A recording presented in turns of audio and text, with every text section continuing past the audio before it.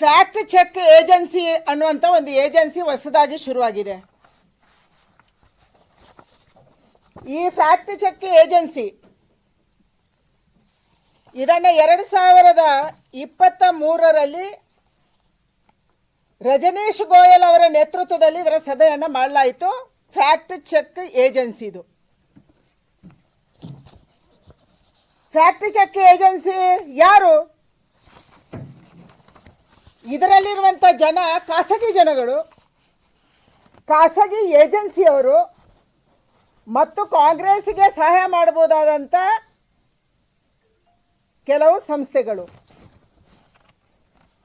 ಇದರ ಅಧ್ಯಕ್ಷತೆಯನ್ನು ಪ್ರಿಯಾಂಕಾ ಖರ್ಗೆ ಅವರು ವಹಿಸ್ತಾರೆ. ಮೀಟಿಂಗ್ ಆಗುತ್ತೆ, ಮುಖ್ಯಮಂತ್ರಿಗಳು, ಉಪಮುಖ್ಯಮಂತ್ರಿಗಳು, ಗೃಹ ಸಚಿವರು ಎಲ್ಲರೂ ಇರ್ತಾರೆ. ಆದರೆ ಫ್ಯಾಕ್ಟ್ ಚೆಕ್ ಏಜೆನ್ಸಿಯ ಜವಾಬ್ದಾರಿಯನ್ನ, ಅಧ್ಯಕ್ಷತೆಯನ್ನ ಪ್ರಿಯಾಂಕಾ ಖರ್ಗೆ ಅವರಿಗೆ ಕೊಡ್ತಾರೆ. ಇದರಲ್ಲಿ ಸಾಗರ್ ಮಿಶ್ರಾ ಅನ್ನುವಂಥವರೊಬ್ಬರು ಡೈರೆಕ್ಟ್ರು, ಟೊಯ್ಲಿಕಾ ಟೆಕ್ನಾಲಜೀಸ್ ಅದರಿಂದ ಅವರು ರೆಪ್ರೆಸೆಂಟ್ ಮಾಡ್ತಾರೆ. ಗೋವಿಂದ ರೆಡ್ಡಿ ಅನ್ನುವಂಥವರು ಲಾಜಿಕಲ್ ಇಂಡಿಯಾ ಅನ್ನುವಂಥ ಸಂಸ್ಥೆಯನ್ನು ರೆಪ್ರೆಸೆಂಟ್ ಮಾಡ್ತಾರೆ.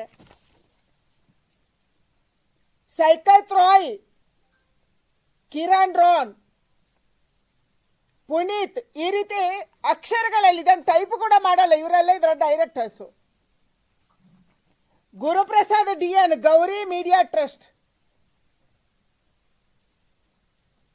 ನ್ಯೂಸ್ ಪ್ಲಸ್ ಇಂದ ಪುನೀತ್, ಈ ರೀತಿ ಹಲವಾರು ಜನ ಖಾಸಗಿ ವ್ಯಕ್ತಿಗಳನ್ನು ಇಟ್ಕೊಂಡು ಫ್ಯಾಕ್ಟ್ ಚೆಕ್ ಏಜೆನ್ಸಿಯನ್ನ ಮಾಡ್ತಾರೆ. ರಾಜ್ಯದಿಂದ ಹಿಡಿದು ತಾಲೂಕಿನ ಮಟ್ಟ ತನಕ ಈ ಫ್ಯಾಕ್ಟ್ ಚೆಕ್ ಏಜೆನ್ಸಿ ಇದೆ. ಇದಕ್ಕೆ ಸರ್ಕಾರ ದುಡ್ಡು ಕೊಡುತ್ತೆ, ನಮ್ಮ ತೆರಿಗೆ ಹಣವನ್ನ ಈ ಏಜೆನ್ಸಿಯವರಿಗೆ ಕೊಡ್ತಾರೆ. ಈ ಏಜೆನ್ಸಿದ ಕೆಲಸ ಏನು ಅಂದ್ರೆ, ಇವತ್ತು ಬಿಜೆಪಿಯ 35 ಜನ ಸೋಷಿಯಲ್ ಮೀಡಿಯಾದ ಅವರ ಮೇಲೆ ಕೇಸ್ ಹಾಕಿದ್ದಾರೆ, MLA MLC ಮೇಲೆ ಕೇಸ್ ಹಾಕಿದಾರಲ್ಲ, ಇದು ಈ ಫ್ಯಾಕ್ಟ್ ಚೆಕ್ ಏಜೆನ್ಸಿಯವರ ಕೆಲಸ. ಇವರು ಯಾರು ಯಾವ ಭಾಷಣ ಮಾಡ್ತಿದ್ದಾರೆ, ಯಾರ ವಿರುದ್ಧ ಯಾರು ಮಾತಾಡ್ತಿದ್ದಾರೆ, ಯಾರು ಸೋಷಿಯಲ್ ಮೀಡಿಯಾದಲ್ಲಿ ಹಾಕ್ತಾರೆ, ಇದನ್ನ ವರದಿಯನ್ನು ಕೊಡುವಂಥದ್ದನ್ನ ಮಾಡ್ತಾರೆ. ಇದರ ಆಧಾರದಲ್ಲಿ ಸರ್ಕಾರ ನಿರ್ಧಾರ ಮಾಡುತ್ತೆ ಮತ್ತು ಕೇಸ್ಗಳನ್ನು ಹಾಕ್ತಾ ಇದೆ. ಇದು ಫ್ಯಾಕ್ಟ್ ಚೆಕ್ ಏಜೆನ್ಸಿಯವರು. ಈಗಿರುವಂಥ ಮಾಹಿತಿ ಪ್ರಕಾರ ಈ ಒಂದು ಫ್ಯಾಕ್ಟ್ ಚೆಕ್ ಏಜೆನ್ಸಿ ಖಾಸಗಿಯವರಿಗೆ ವರ್ಷಕ್ಕೆ 3 ರಿಂದ 4 ಕೋಟಿ ರೂಪಾಯಿ ಖರ್ಚನ್ನ ಸರ್ಕಾರ ಮಾಡ್ತಾ ಇದೆ. ಇದು ಸರ್ಕಾರ.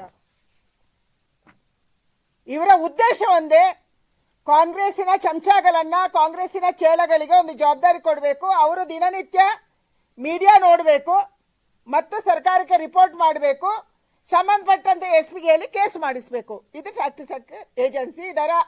ಇದರ ನೇತೃತ್ವ ಯಾರ್ದು ಅಂತಂದ್ರೆ,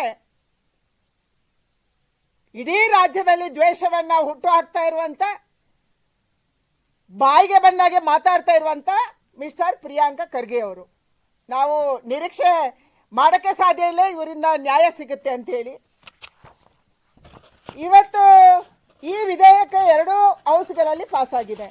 ವಿಧೇಯಕದಲ್ಲಿ ಏನಿದೆ?